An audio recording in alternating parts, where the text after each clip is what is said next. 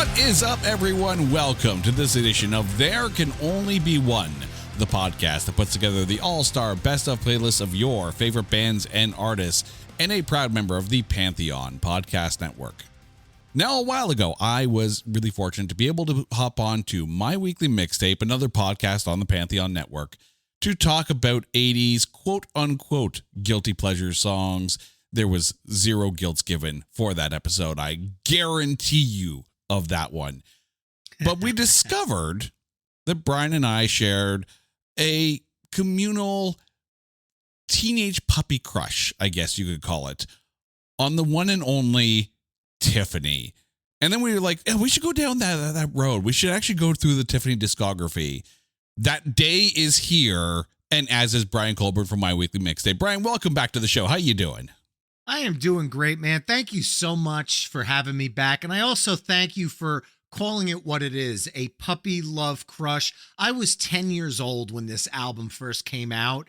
This was the first time I saw a singer performing a song on a video on MTV, which just so happened to be recorded at a mall right down the street from where I grew up.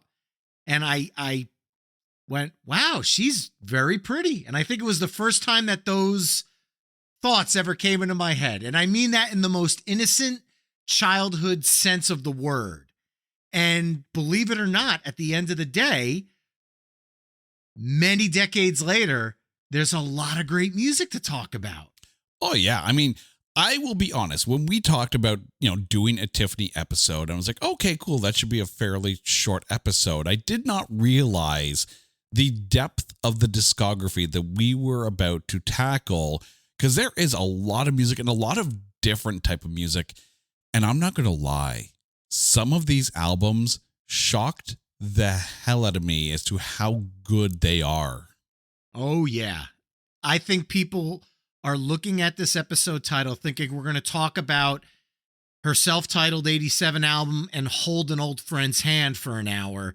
There's a lot more to Tiffany than that. Oh, yeah. And by the way, fellow Canadians, you are in for a treat, because this fall, Tiffany is hitting the road through Canada, opening up for Paula Abdul and Taylor Dane. So be sure to check her website for concert dates and go see her live while you can. America, you guys get to see her enough as it is, so it's all good. But here's what we're going to do. We're about to go through 12 Tiffany albums. Now, we are not covering any greatest hits albums or any non-album singles. So her recent release of her cover of Robbie Williams' Angels actually does not qualify for the show. Also, try as I might, I could not find a copy of Mimi's Kitchen, which was a collection of demos, but it was limited to a release of 500 copies. Couldn't find it. Unfortunately, we can't cover it. We can't cover what we can't hear. Also, Sherry Thomas from the Aquarian Weekly chimed in with her pick, so we'll be shouting her out throughout the show. Thank you, Sherry, for that. And by the way, if you want to get your picks into the show, go to our website at notthatbadcast.com and go to our coming soon page where you can see the episodes that we are preparing.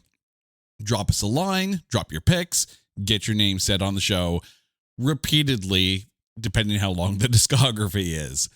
And we start in 1987 and the self-titled debut release of Tiffany, released June 29th of that year.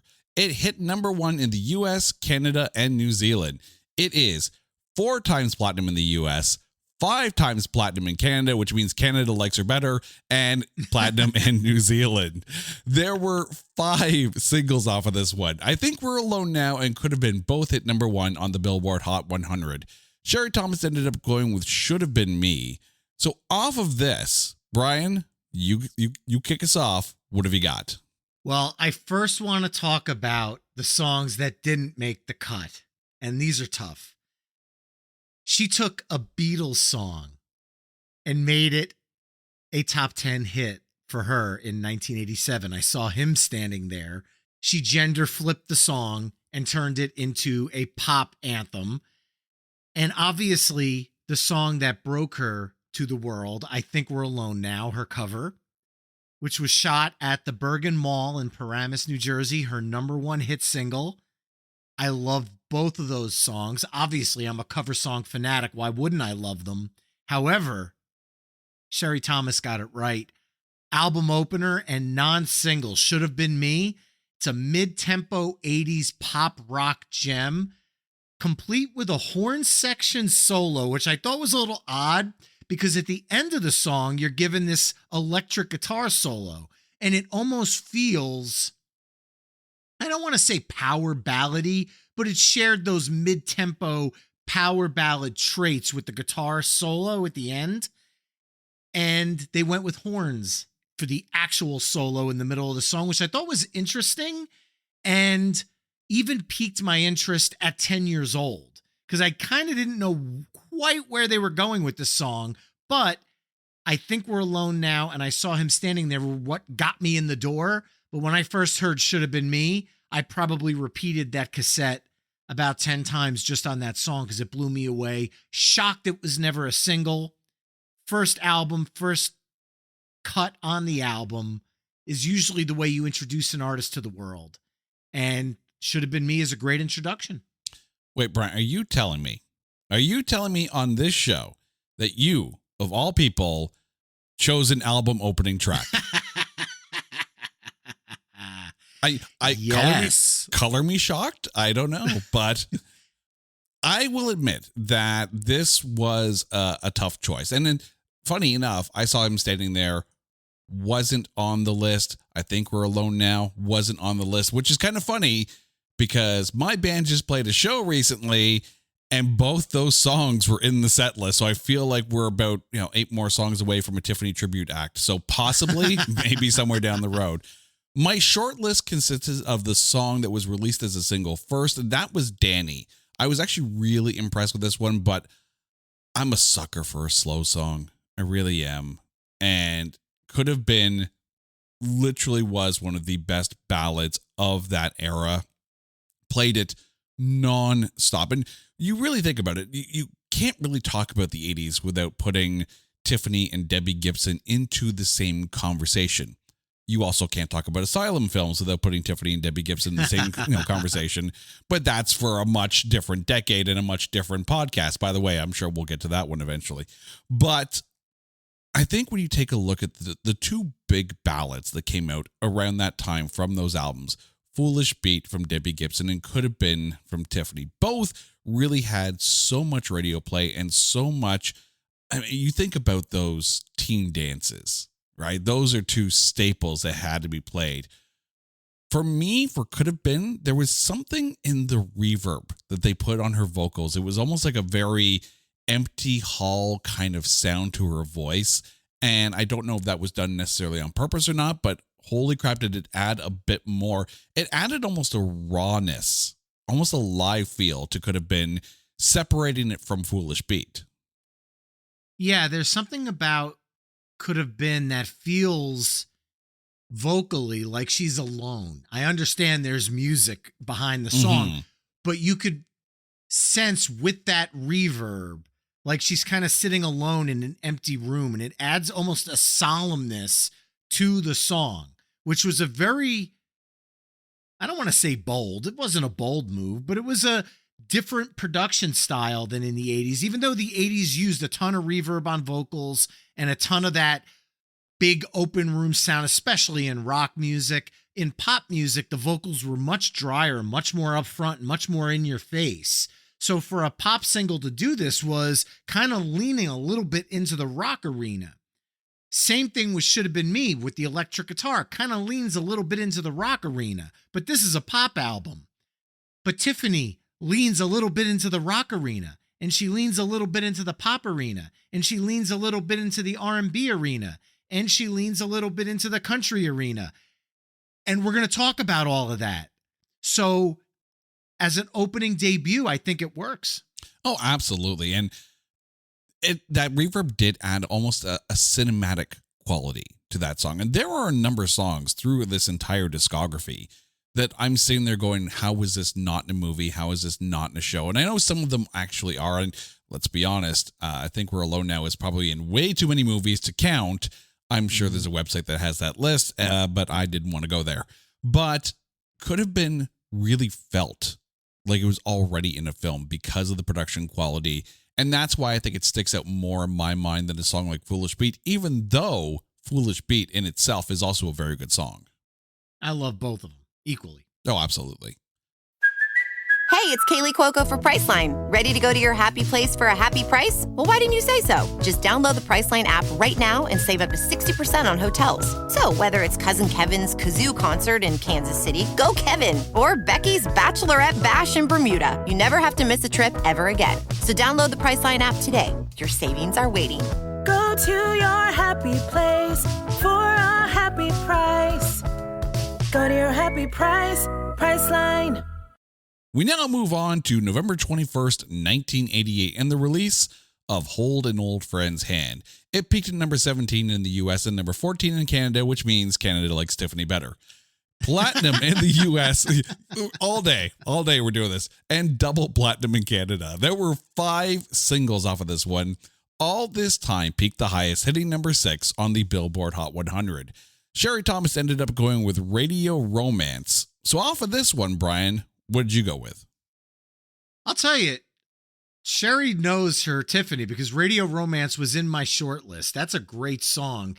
And Sherry is going to be on My Weekly Mixtape this summer doing an episode all about the radio. So songs about the radio. I'm actually shocked this one didn't come up. Spoiler alert, maybe not. Who knows? You'll have to tune in and find out. But this album came pretty quickly after her debut, a little over a year time difference. And they kept their foot on the pedal with this one. Personally, the song that I had as like a secondary backup, because I was flip-flopping between two, and I ended up going with one song, but the one that almost made my pick was Drop That Bomb, because it almost had this Denise Williams Let's Hear It for the Boy vibe to it, which was kind of an earlier 80s dance tune that was coming out towards the end of the decade. And it almost had a, dare I say, throwback feel, even though we're only throwing it back a couple of years. By the time 1988 rolled around, dance music was already evolving into what you would hear in the 90s. So at this point, it almost had a nostalgic feel to that song, especially now listening back with decades of hindsight. However, like you said with Could Have Been, I am also a sucker for a good ballad, and All This Time is that ballad from this album. Reached number 6 on the Billboard US Hot 100.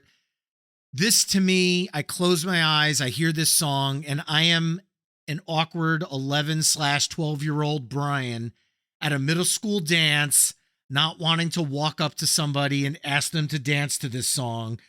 Just awkward middle school feelings. And this song, every time it comes on, I immediately am just whisked back to 1988 and standing in that gymnasium with the DJ playing music. And I literally can feel this song. I feel like I'm back in that middle school dance. And there's something about that. There's a kind of a nostalgic, bittersweet feeling, because you know those times are long gone and how times have changed. And this is just one of those songs that kind of reminds me of it every time I hear it. It's funny you mentioned that, school gymnasium dance kind of feel. Going back to the first album, that's kind of what that reverb feels like. It feels like that high school or middle school gym dance kind of sound, the kind of sound that you would get bouncing off of the concrete walls that see nothing but dodgeball injuries. Yeah, there you go. That's something they don't even do now. They don't play dodgeball anymore. Oh, geez, I tell you. This album really, for me, was the start of where you could hear the rockier side of Tiffany kind of come through, because there were songs on this where I was starting to get like a straight Pat Benatar vibe, as opposed to like the bubblegum pop that, of course, the first album was trying to put forward. Walk Away While You Can was on my short list. Really, really cool song there. But for some reason, we're both thinking of her really stuck in my head. And I found myself kind of going back to it a couple of times. And there was just something almost Very, very rock about it. And her rasp, and that's the thing, Tiffany has a great rasp to her voice that lends itself more to that rock sound that I feel like, if it wasn't for Pat Benatar already there or Bonnie Tyler, Tiffany doesn't get, I think, the credit for really having like the rock vibes to a pop sound that she probably should. I'm going to put a pin in what you just said right there because we're going to revisit that. I promise you. Oh, absolutely. I have a feeling there's going to be some surprises in this discography run because we haven't even scratched the surface yet. And to some people that stopped listening to pop music around that time, they might there's albums after this? Yes, and there's a lot of good ones too. Oh, yeah. I mean, I'm sure there were a number of people listening where like, this is where the Tiffany journey ends. Those first two albums, and that's it. Strap in, dear listeners. You have a long way to go because we're about to enter the 90s. September 25th, 1990 saw the release of New Inside, hit number 17 in Japan and number 142 in Australia. There were 3 singles off of this one. New Inside hit number 159 in Australia. Sherry Thomas from the Aquarian Weekly ended up going with It's You. It's funny, you mentioned when you were talking about all the different styles that Tiffany kind of hit through her career, the pop, the rock, the country, and the R&B. Back in the Groove off of this album has a fantastic, almost like a Motown R&B vibe to it. Like it caught me off guard. I was so impressed with this song. Me too. That was certainly on my short list of picks. There's something about the album as a whole that gives me a little bit of that New Edition, Belle Biv DeVoe, kind of Motown Philly-esque R&B production values to it. There's a lot of that type of synth and sound in it that it sounds like it would fit in with what was very popular at that time. The New Jack Swing R&B of the late 80s, early 90s, Bobby Brown, stuff like that. I almost went for a trifecta of track ones. I'm actually shocked you didn't call me out on the fact that All This Time was also track one. But I didn't. I'm calling it out now. Yeah. I decided not to go with New Inside, even though I like the song a lot. It did hit number 195 on Australia's ARIA charts.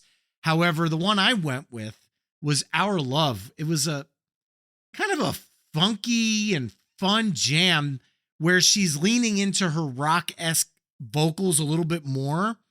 And there's also a flashy guitar solo in it, which I think kind of foreshadows what's to come from her musically. I feel like the first album and the second album, the label kind of said, here's what we want you to do. And on this album, I feel like she started to put her stamp into things. Because if you look at the writers, her name is starting to pop up. Back in the Groove being one of the songs that she co-wrote for the album. Mm-hmm. And I feel like this is where we're going to start pivoting with her music overall. Oh, yeah. And I will say that this album, like, there's something to be said about the first two albums, that there was a lot of sampling. There was a lot of production added to it. And there were times where I was feeling in those first two albums that it kind of got in the way of some of the songs. The cover of As I Saw Him Standing There, I felt like that had a bit almost too much put into the song. This album has a much more streamlined, cleaner sound to the production. Absolutely. Here in My Heart was actually on my short list, and you really can't go wrong when you have a song written by Diane Warren. But yeah, like the fact that Tiffany is now showing up as a writer in these songs, you're going to see in later albums that she's writing much more of it. And her comfort level in the songs that have her name as a writer really comes across in how they're received. Yeah, she definitely does a great cover. You know me, I love cover songs, and she does a great cover when she does a cover song. However, I think people focus on that too much because of the fact that I Think We're Alone Now was the big mall video. it started the quote unquote teen mall craze. It was like kind of the moment in How I Met Your Mother, where Robin Sparkles is unveiled as "Let's go to the mall." I always felt like that was a nod to Tiffany. However, with that character being from Canada and knowing that Alanis Morissette's first two albums were poppy in nature, I'm assuming it was definitely leaning more towards Alanis. Even when Robin Sparkles became Robin Daggers and she did the darker albums, you think of Alanis Morissette's Jagged Little Pill. However, there's also a Tiffany side to that coin. So there's a definite, it could be Tiffany in How I Met Your Mother. I know that's maybe a little conspiracy theorist of me, but I might not be too far off. Well, if memory serves, and I can't remember which Robin Sparkles episode it was, but you take a look at one of the backup singers in the video that they're watching, and Tiffany does make an appearance in How I Met Your Mother in one of the Robin Sparkles videos. So yes, very clearly there was some Tiffany influence, I think. But yeah, the Alanis Morissette, absolutely. Because again, those first two Alanis albums kind of felt like Tiffany's first albums. And then of course the jump to Jagged Little Pill, there was a massive change. And if you were Canadian, especially if you grew up in Ottawa, you're like, whoa, what happened to Never Too Hot Girl? And and Plastic. And now all of a sudden we're in a movie theater somewhere and things just went in a much different direction. Remember, I'm still on tap. When you go to record stores, you still need to find me those CDs. Those are still on my white whale list here in the U.S. I have been looking. Believe you me, I have been trying to find them. One day I'll come across and you'll just get this random package from Canada. It's like, oh, it's that day. It's time. The time has come. Dreams Never Die, released November 21st, 1993, and her last album on MCA Records. There were two singles off of this one, If Love Is Blind and Can't You See. The album was also re-released in 2005 by George Tobin with bonus tracks.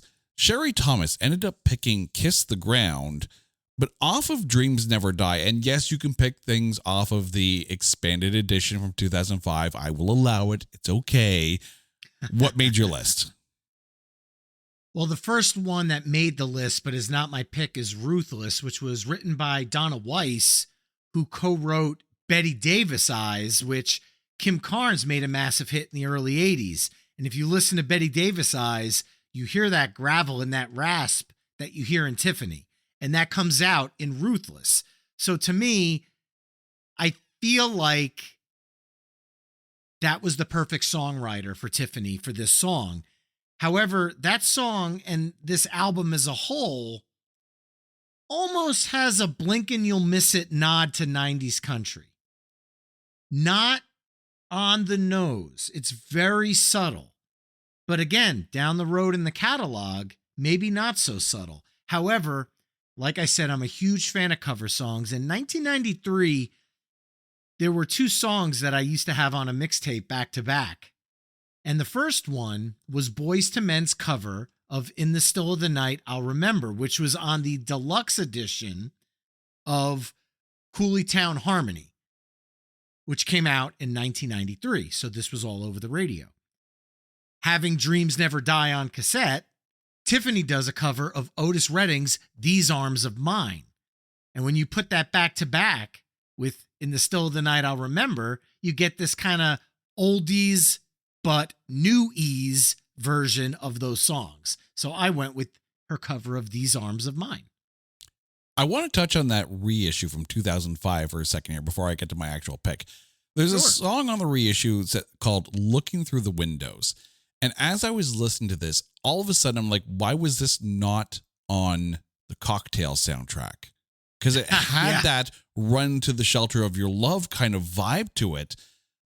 Again, there's one of those things where there are songs that we're going to be talking about. I'm like, how and why was this never in a movie, like a John Hughes type film? Because there's a lot of, especially the stuff that Tiffany herself wrote, that really, really lends itself to the cinematic. But I was surprised how much I appreciated Tiffany as a country artist. So Sam Loves Joanne, which has almost a chick's kind of vibe to it. Mm-hmm. I was like, where is this song coming from, and how did it not get big? Because I'm not even a country fan by any stretch of the imagination. I'm like, this is actually a really good song, and I love the storytelling that's in it. This is one of the ones where I said this album had nods to 90s country. I felt like they were still trying to keep it in the pop atmosphere, but you could hear the little bit of push that they were trying to kind of dip their toe in the country water with her musically to see if they were going to have a crossover appeal. Like, because in the 90s, you had some major country songs do the jump. Achy Breaky Heart, Anything by Garth Brooks, Shania Twain. There's these pop country crossovers, and I feel like Sam Loves Joanne is this album's attempt at that. Oh, yeah. And with her voice, she pulls it off. And that's the thing. There are sometimes when someone, quote unquote, goes country, and you're like, yeah, okay, so no, just no. Beyonce, no, just no. Not my cup of tea for that one. But Tiffany, it works. The rasp in her voice, the way she actually creates not necessarily an emotion, but definitely a vibe with the way she's singing it. It worked well. And I'm surprised that it took her so long to do a country album after Sam Loves Joanne. Yeah, I was just going to say, I feel like there was a big break between this album and the next one. And I kind of wonder why. Because there was something there that could have probably been explored further.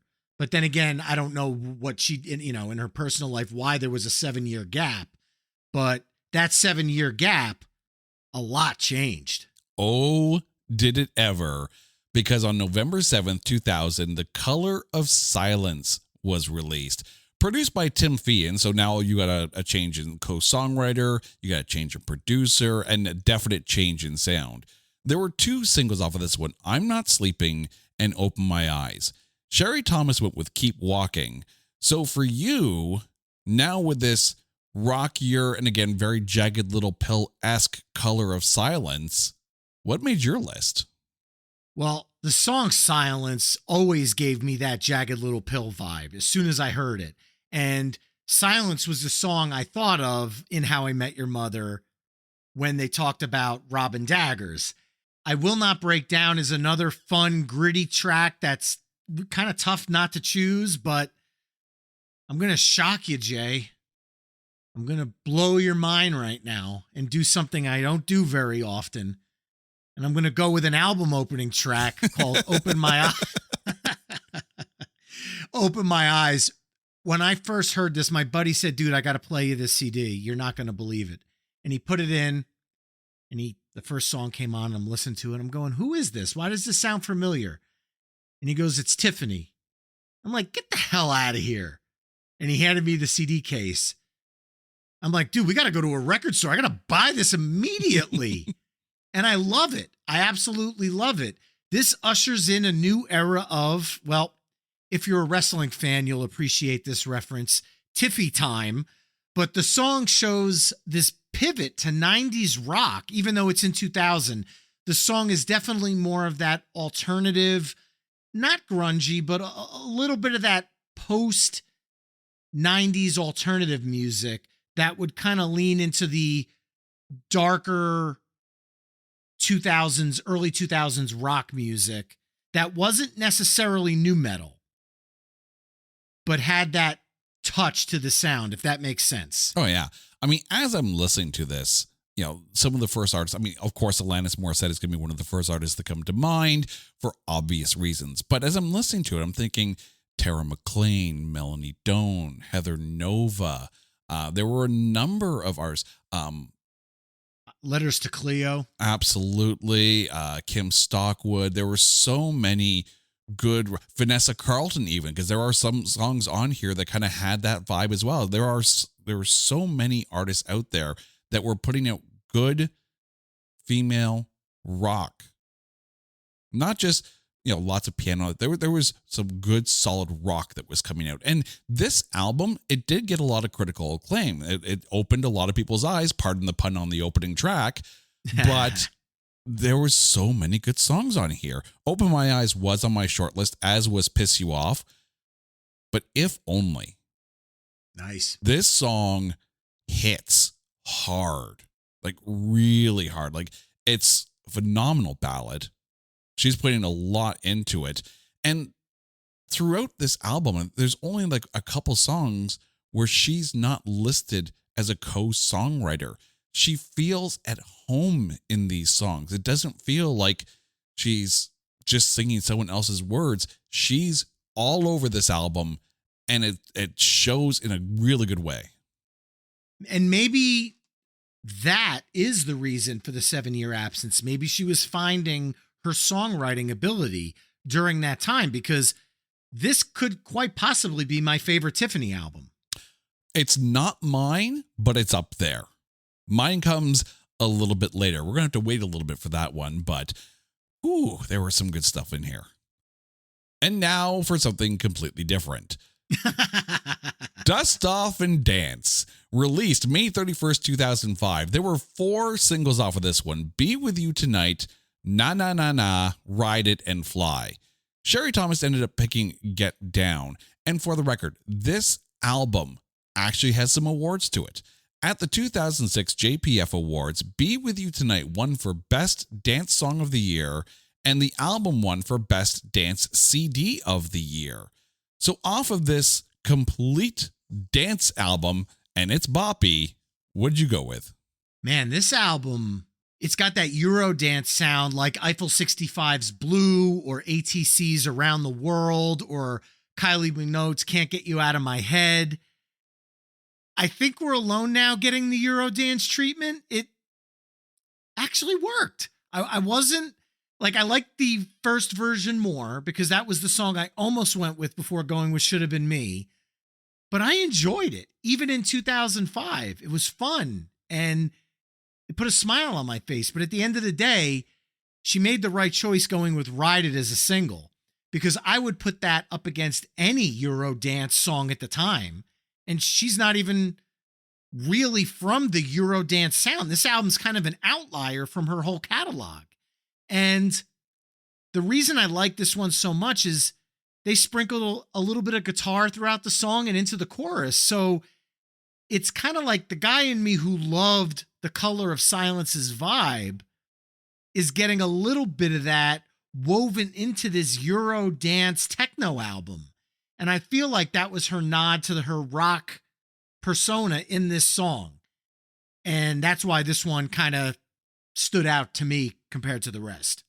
I mean, if you were to listen to a bunch of these albums back to back to back, and trust me, I did in preparation for this, going from Dreams Never Die to The Color of Silence to Dust Off and Dance to the next studio album, which would be on the list, Just Me, you're going to get a little bit of whiplash trying to keep up with all the different genres that are thrown at you. But there was something really good about this.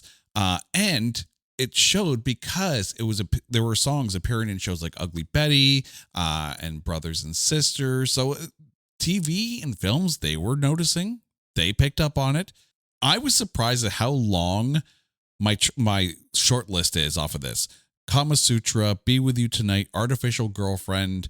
Like, again, I'm not the biggest dance music fan either, but this song had a bunch of bops on it. But Everyone Get Down. There was a ferocity to this, and it really, you were getting, as you mentioned with Be With You Tonight, you were getting some of the energy off of The Color of Silence, just in a different milieu. And I could easily hear this song in a dance club, and I would definitely get a speeding ticket in the car. Yeah, this album, believe it or not, is just a fun dance album. If you like dance music, put this on from start to finish, and it is a vibe, straight up an outlier of her entire catalog. To me, Ride It and I Think We're Alone Now are the two that really jump out, but Everybody Get Down also is so much fun, man. It's just fun. It's so much fun. Oh, yeah. I mean, and again, they always joke around like, get you a girl that can do everything, right? We have that girl. Her name is Tiffany, and she has done pretty much everything with all of her albums. It works very, very well. I mean, you're talking to a guy whose podcast each week goes from, I could be doing blues one week to hip hop the next week to Weird Al Yankovic to country music. I'm a person that has a very eclectic musical palette, and Tiffany seems to check off all those boxes throughout her career in some way, shape, or form. Oh, absolutely. But we're about to hit the perfect Brian Colburn album because we're talking about I Think We're Alone Now, 80s Hits and More, released May 3rd, 2007. This is, yes, some re-recordings of her 80s hits, but it's also a covers album. So, Brian, I'm just going to leave this one to you. What did you go with? I might actually surprise you with this. I love cover songs, but the one thing I always say about covers that I love is I love when something new is brought to the table. And unfortunately, this was put out on Cleopatra Records, and they're kind of hit and miss. Sometimes they put out stuff that's really strong and really solid, and other times they put out albums that kind of sound like a Wish.com version of whatever that band or artist is. And I feel like this album felt rushed and, dare I say, not to be negative in any way, on some songs a little karaoke. I love her voice, but I feel like she didn't have any of her stamp on these songs other than her voice. She didn't bring any of her musical expressions that came out on The Color of Silence and Dust Off and Dance. I feel like they were shelved. So that almost, as a fan, kind of made me go, they're fun, but there's nothing that draws me to listen to those over the originals. So to shock you, I'm going to right my wrong because I felt so guilty on her self-titled, and I'm going to go with the re-record of I Think We're Alone Now. If she's going to paint by numbers cover a song, she might as well do it to her own, and the re-recording for whatever rights or needs that needed to be done to do that sounds pretty close to the original one she did 20 years earlier. So I kind of got a chance to check that box off. I did my best to kind of stay away from the re-records of original songs because I was like, no. If I didn't pick it there, I'm probably not going to pick it here. So I tried to go with the covers that were new to the album. And I cheated. I'm sorry. That's okay. That's okay. But it wasn't an opening track though, was it? I can't remember if it was or not. I think it was actually, if I'm not mistaken. I think it was. So you didn't necessarily cheat, but you definitely stayed on brand. So that's okay. Yes. All right. I'm not going to argue with you. There were some songs on here I'm like, why did they even release this? And it seems an odd choice to put this album out literally a month before the release of her next studio album, but which of course was on an entirely different record label. So that seems a little underhanded as well, not very cool and whatnot, but I will give her credit. Her cover of Forever Young, her voice fits very well to the old Alphaville hit. Say what you will about the production value, but she still comes across very well. Yeah, man, I'm not going to go negative, but to put out an album 1 month prior to a brand new studio album on another label, yeah, it's no bueno. He's no bueno. That's all I could say. It's I can just make random noises and grunts like just no.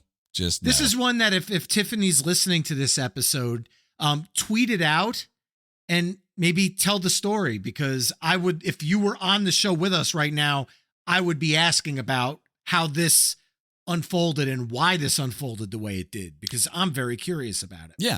And the thing is, it takes away from what is arguably a ridiculously good album, that being Just Me, released June 5th, 2007 on 10 Spot Records. There was one single off of this, Feels Like Love. Now, it should be noted that this album is not on Spotify. There are some versions of the songs that are on Spotify, just from different compilation albums, and there are some things out there on YouTube, because she did also release a video for Feels Like Love. So there are some songs out there to be heard, I was really impressed with this album. And it really feels at this point that she's really come into her own and found that comfort level in her songwriting and in the presentation, and the production is solid. This, to me, might actually be arguably maybe the start of the 3-album run, but I would actually call it a 4-album run. But this is definitely the start of it. I love this album. I think it worked well. Feels Like Love and Streets of Gold were on my short list, but I ended up going with Be All Right. This song should have been in a show. I looked back at what shows were on in 2007 because it's been a bit. Gossip Girl, Chuck, Be All Right could have been in any of those shows, and it has sort of a Jennifer Love Hewitt vibe to it. And I'm not talking about acting Jennifer Love Hewitt. I'm talking about songwriting Jennifer Love Hewitt. And before you at me on this one, she actually has some really good albums to her own name. Mm-hmm. I will fight anyone on that one. Jennifer Love Hewitt has good albums. Be All Right, a phenomenal song as well. What did you go with? Well, Just Me, as far as I'm concerned, is the proper follow-up to 2000's The Color of Silence. And I think the fact that she included a version of I Will Not Break Down as a bonus cut on Just Me, I think she feels the same way. At least that's what it tells me. And for those of you that are listening, it might not be on Spotify, but I was able to listen to the album in its entirety on Apple Music. So it is there. For the first time tonight, we are lockstep on a song. I also went with Be All Right. While you referred to it as a Jennifer Love Hewitt groove, I actually compared it to Better Than Ezra's Extraordinary groove. Ooh, that's with a little bit of live, yes, Ed Kowalczyk vocal delivery in the chorus, because that's where her rasp comes out. And it works so well with this song, but it's got that late 90s, early 2000s kind of pop, kind of rock. Is it one? Is it the other? You just don't know. And it's infectiously catchy. Mm-hmm. Oh, I'm telling you right now, if Just Me didn't come out in 2007, but instead came out in like 96, 97, her career trajectory would have gone in a completely different direction. She still has a great career, but I think that album would have exploded in the 90s, especially around that Lilith Fair time. That she would have absolutely been on Lilith Fair had this album come out in the 90s. It's a shame because the entire album's fantastic. Like I said, the proper follow-up to The Color of Silence, which I said might possibly be it's tough because the first album is just so sentimental to me. It's tough, but we're going to get to the only one part later. So you're already dreading the end of the show, aren't you? Oh my God, dude. I haven't chosen yet. I kid you not. I really don't have a choice yet. All right, well, let's move on to Rose Tattoo, released March 1st, 2011, produced by Chris Roberts. This is her country album. There's one single off of this one, Feel the Music, which is also what Sherry Thomas picked. So country Tiffany, we talked about rock Tiffany and, dance party Tiffany and bubblegum pop Tiffany. Now we're at country Tiffany. How is this album for you as a whole? Look, in the 2000s, we went from rock to Eurodance and back, and now we're going country. Her voice shines in country music. I mean, I was shocked she didn't continue down this road more because Rose Tattoo was amazing for her voice. I think the production quality gave it a little bit of that pop country feel, which she knows how to delicately balance between the pop and the rock. And she had just enough of, I don't want to call it twang because she didn't overly do it. She didn't all of a sudden start saying y'all and start singing as if she's not from the South. She authentically sang the way Tiffany sings over a country music bed. And because her voice is so unique, I think it translates to all of these genres effortlessly. So for me, I actually went with Love You Good, which is a hefty mid-tempo country rock track. You got these driving verses, infectious chorus. This song's as good as anything on country radio in 2011, and I'm actually surprised none of these songs really broke through. Yeah, absolutely. That's as I was listening to this album, and yeah, there were times where I was like, oh, okay, that surprised me. This album, as I'm sitting there listening, I'm like, am I enjoying a country album? Because I'm kind of enjoying a country album, and it's from Tiffany, and it's awesome. Like, really, this album should have been on the charts. It should have exploded. It should have been more widely received than it was. My pick, I'm going to go one song after yours. I'm going to go with Just That Girl. Ah, okay. It's got a fun vibe to it. Like, yeah, it's got the typical country twang, but there's something almost a smile and a shrug, just like it. You could easily picture this as a music video. You could easily picture Tiffany just really having fun with a music video with this. I'm upset now that there isn't a video for this. He's All Man was another song on my short list, but Just That Girl, there was something very, not necessarily self-deprecating, but almost self-accepting in the lyrics in this song. And you see, if she didn't genre hop so much, I could see people being quote unquote offended. How the audacity to change into country music. She had elements of country, like I mentioned, all the way back in the 90s. Pull that pin out. Here it is. Boom. And she does it effortlessly. Her voice made the transition with ease. And if she, you see, there's something about when an artist puts out a country album that isn't normally country, the first thing I listen for is, does this at least sound genuine? Does this sound authentic? Does this sound like if this was the first album I was ever hearing from this person, I would believe that this works as a country album? And I said yes to all three of those answers for Tiffany, but there's other artists when they put out a country album and they're just singing over country music with no any bit of tone that would even make me feel like it fit, I almost raise an eyebrow. But for some reason, I don't know if it's the rasp in her voice, it just fits over any music bed. I mean, we went from the New Jack Swing in the early 1990s, it worked there. And then in 2000, that kind of rock music, and then Eurodance, and now country. And if you play this list that I'm creating, just write down the song list, it's all authentically Tiffany. And it all feels like she means it. None of it feels kind of contrived or scripted. Sans the covers album, because that's exactly what I think Cleopatra was going for with those covers. Mm-hmm. But again, Tiffany didn't write those covers, so I'm giving her a full pass on that one. Yeah. I don't think there are many artists out there that could do the transition to country and have it sound so natural. Maybe Bon Jovi with their Lost Highway album. Okay. This kind of feels as authentic as that did. Because when Bon Jovi put out Lost Highway, I'm like, yeah, this sounds like the natural progression for them. Absolutely. Because they had country-esque vibes in some of their earlier songs anyways. And it was very much pop country, but it was still good pop country. Same thing here. You can go back to Wanted Dead or Alive. If you're telling me you don't hear any bit of country in that song, you're lying. Or Blaze of Glory. John Bon Jovi's solo album for sure. Absolutely. Yeah, of course. It was always there. A Million Miles, released May 27th, 2016. There was one single off of this one right here. Sherry ended up picking Get Over You.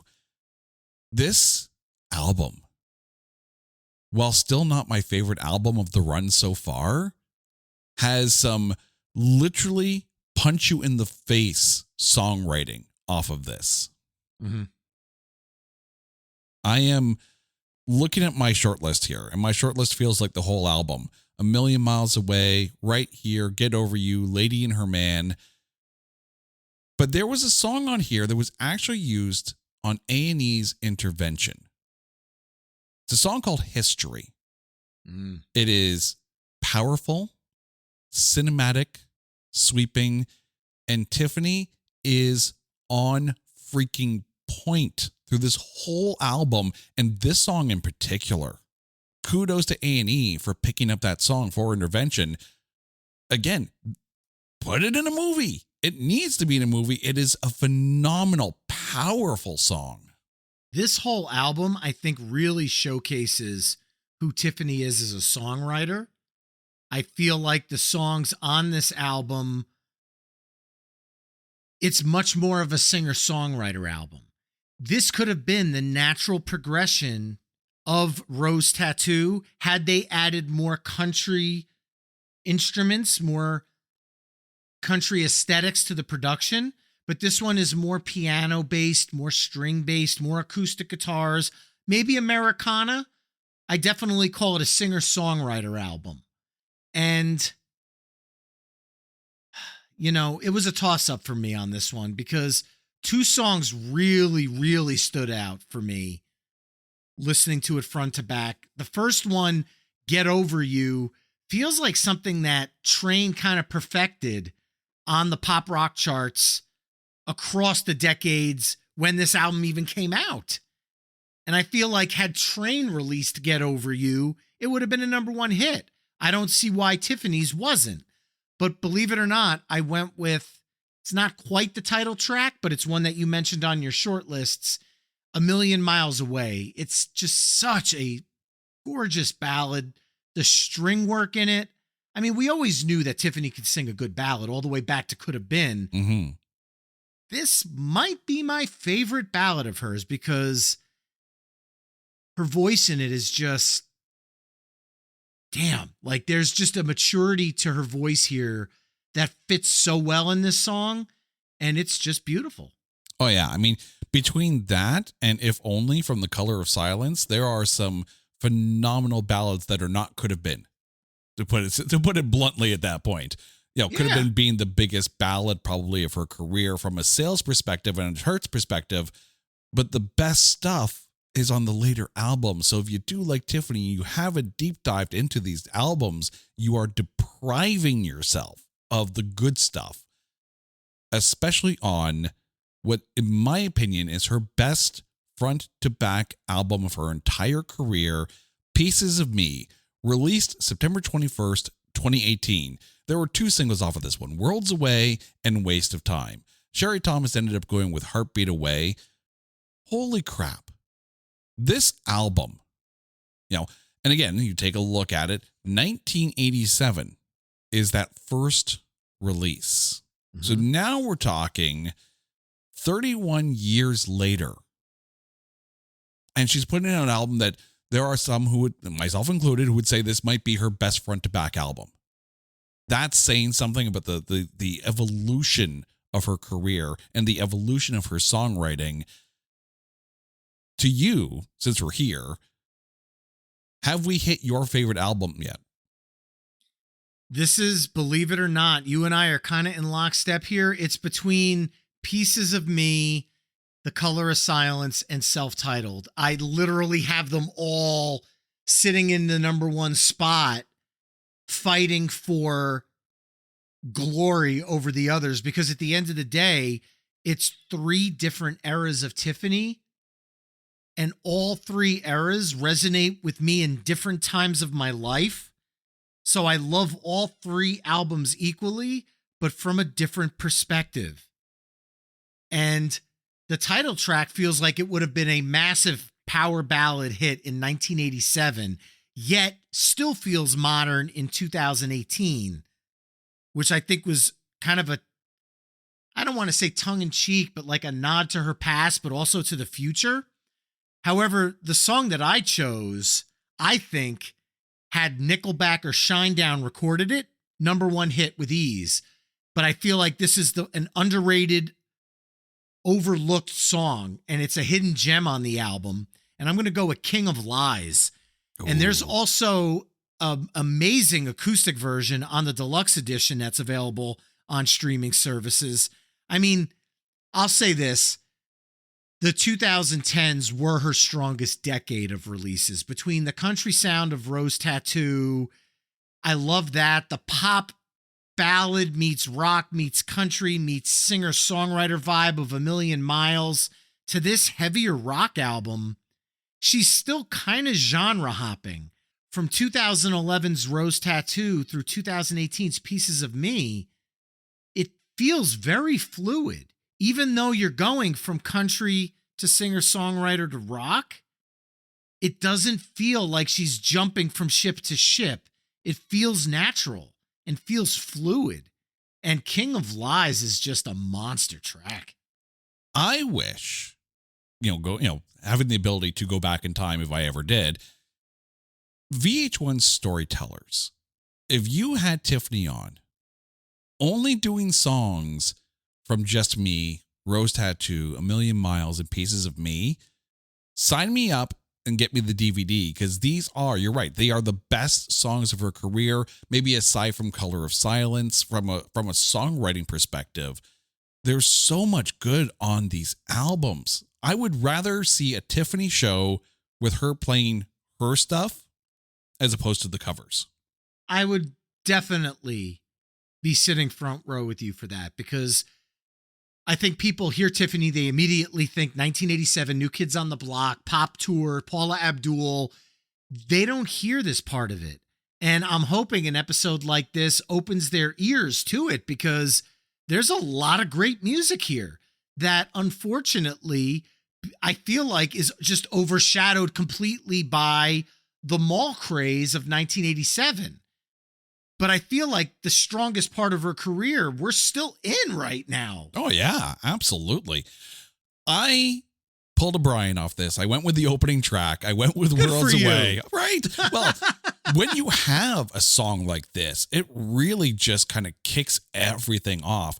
Her backing band on this is on point. Her songwriting, her vocals, like everything is on point on this album.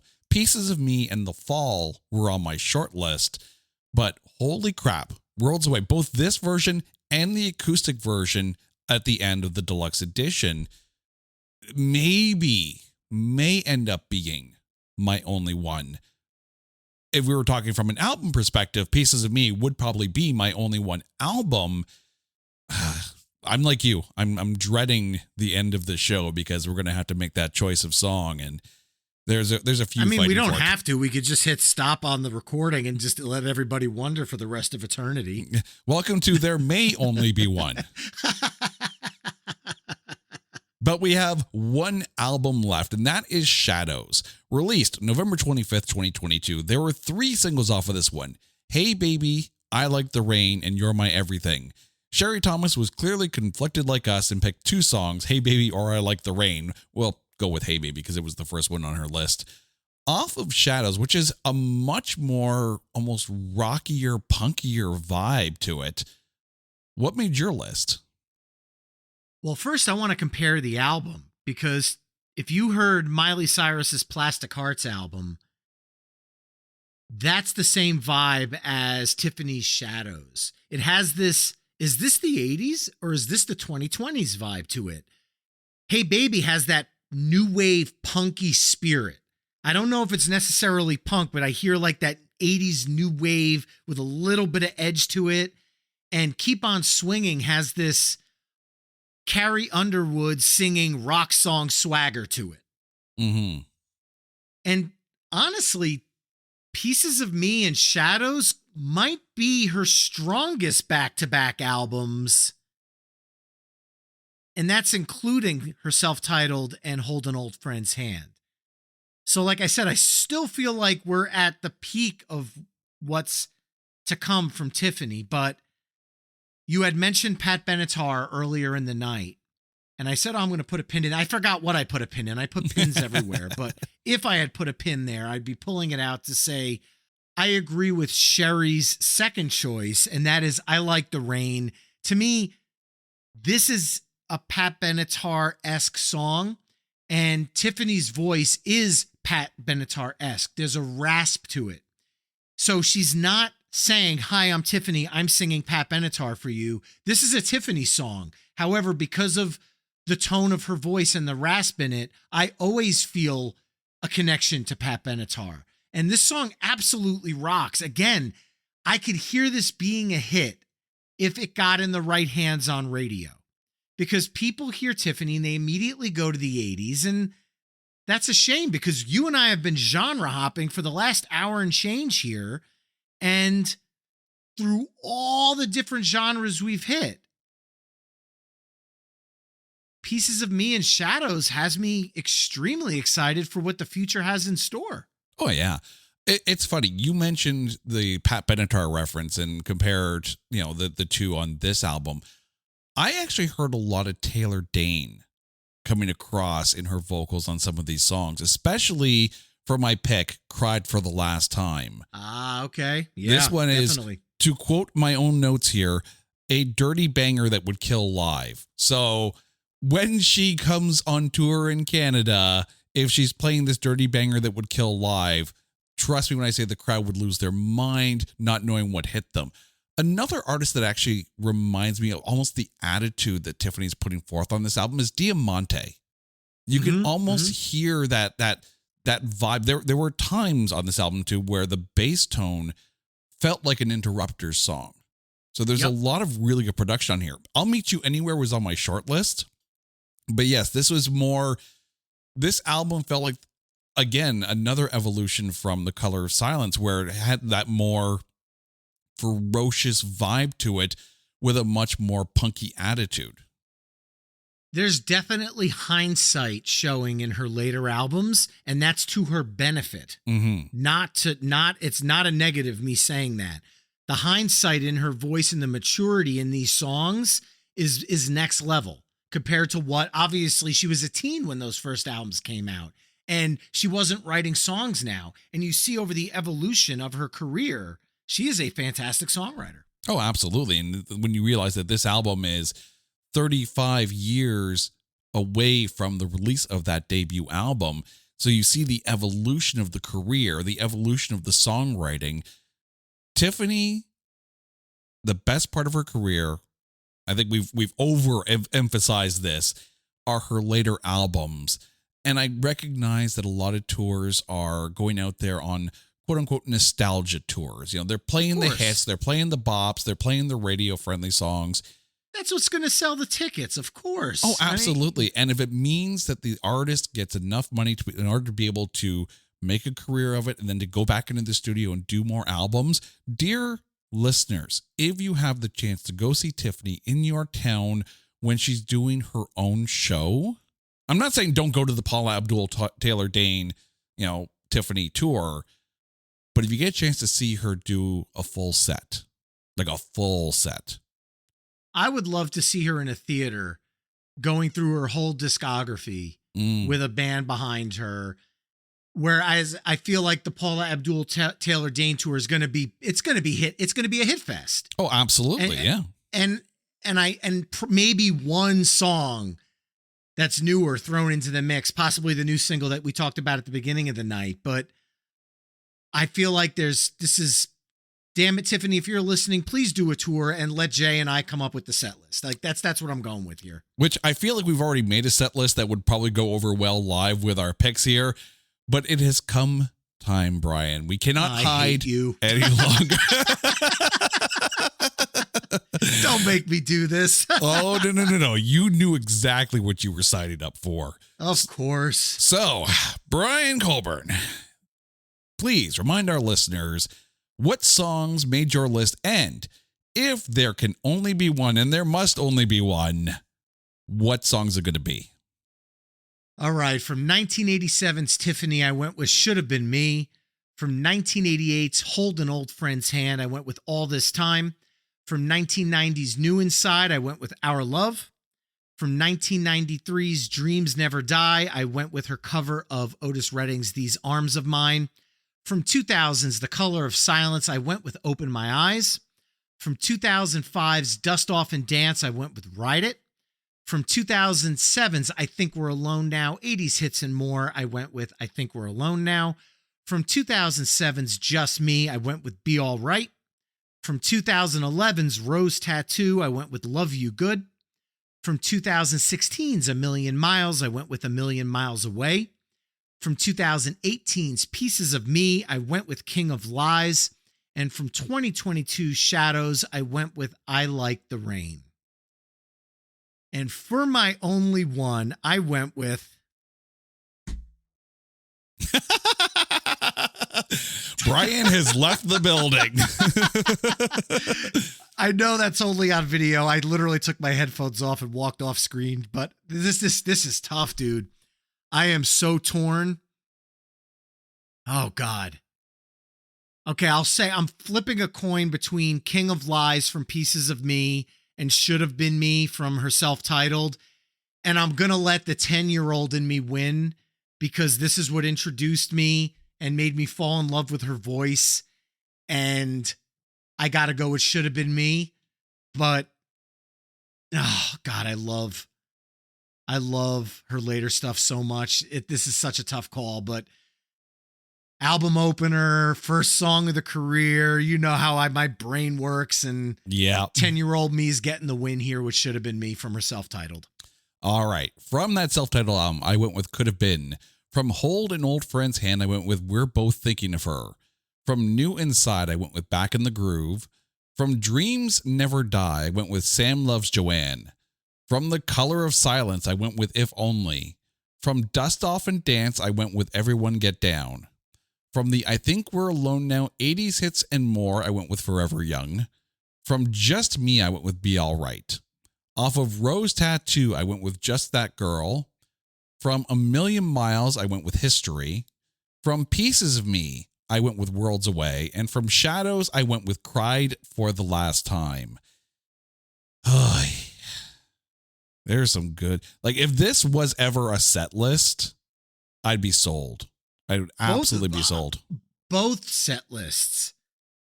Because I love the songs you picked. Technically, neither one of us should have to pick. We agreed on one song. That should be the only one by default, so we wouldn't have to choose. However, now you have to do it too, because damn it, I had to do it. Well, dear listeners, if you want to hear the songs that we've been talking about, you can go to our website. I'm stalling now, but go to our website at notthatbadcast.com, where you'll see the Spotify playlist of all the songs that we have picked. And by the way, Be All Right is actually on Spotify, so it will be on the list. Just most of the rest of the album will not be on the list. I've stalled enough, haven't I? Okay, so it is a toss-up between two songs, and they're both from the 2010s. It's either going to be Worlds Away or it's going to be History. But I do like Just That Girl, and Be All Right's also really good too. And no. I'm going to stick with it. History off of 2016's A Million Miles.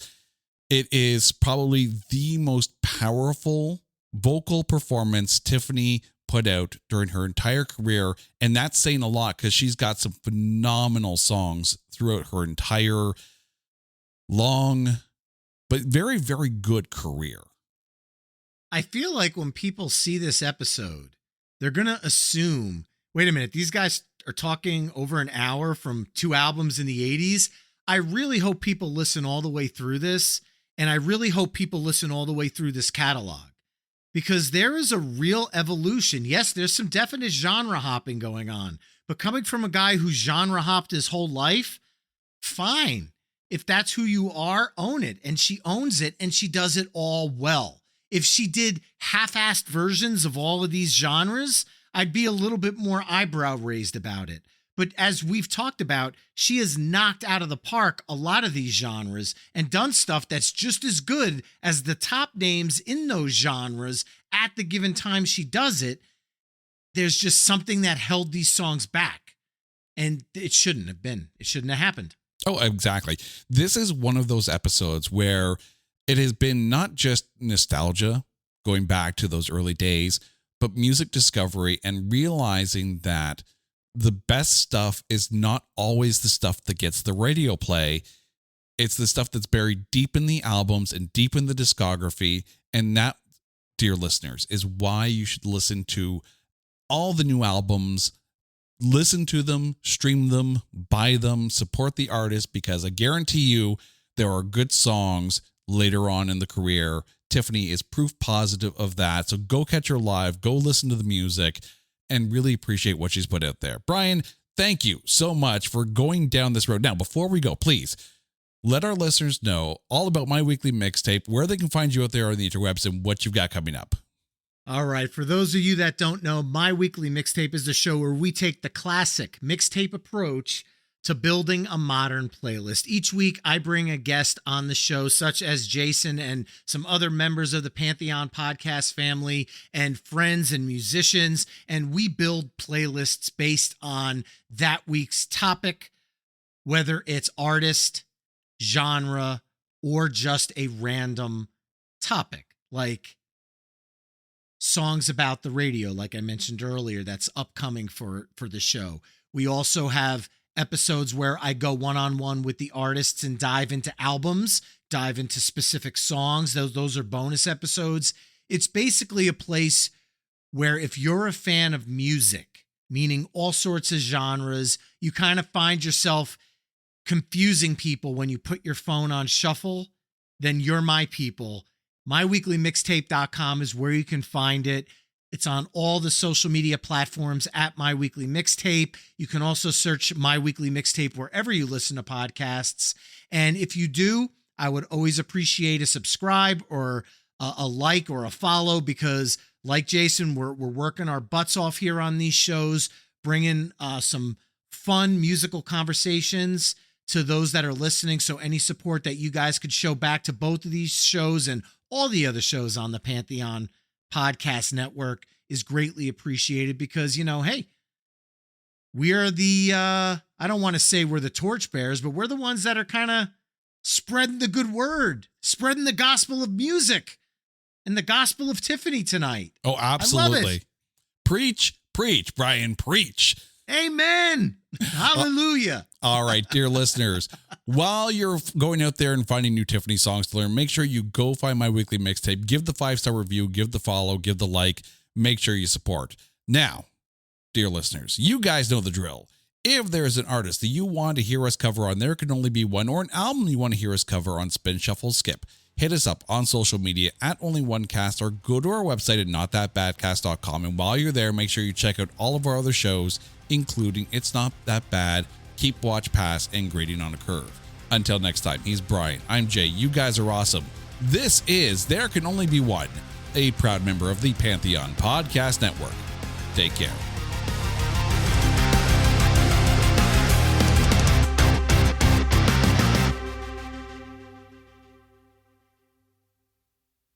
Waterproof Records are your unsinkable tunes from the past, present, and future. What's up, everyone? I'm Jacob Givens, the host of Waterproof Records podcast. So what exactly is a waterproof record?